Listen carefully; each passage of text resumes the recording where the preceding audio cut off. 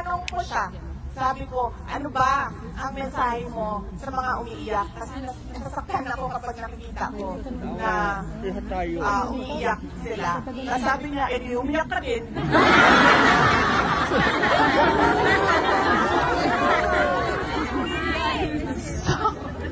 So yun siya na, alam niyo na, yung sense of humor niya.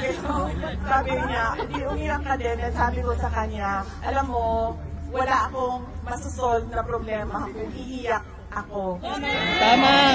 So sabi ko, ano lang, kailangan ko lang ngayon ay ang mensahe mo sa kanila para hindi, mabigat sa loob, sa damdamin nila.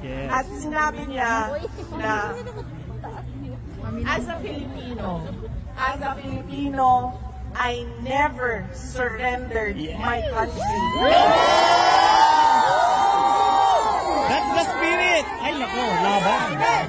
Duterte! Duterte! Duterte! Duterte! Sinabi niya, wala kayong masabi na meron akong Pilipino na binigay sa mga dayuhan. Yes!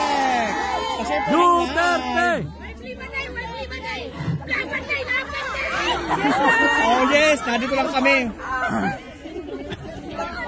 Yun ang mensahe niya nung tinanong ko siya kung ano ang specific mo na mensahe sa mga umiiyak. Parang hindi ata yun papatigil sa iyak niyo. Unfortunately, yun ang mensahe niya. Yun ang sentiments niya na gusto niya daw malaman ninyo na hindi niya daw talaga sa lahat ng kanyang pagtatrabaho para sa ating bansa, ibinigay ang ating bansa sa mga dayuhan. Nakakalungkot.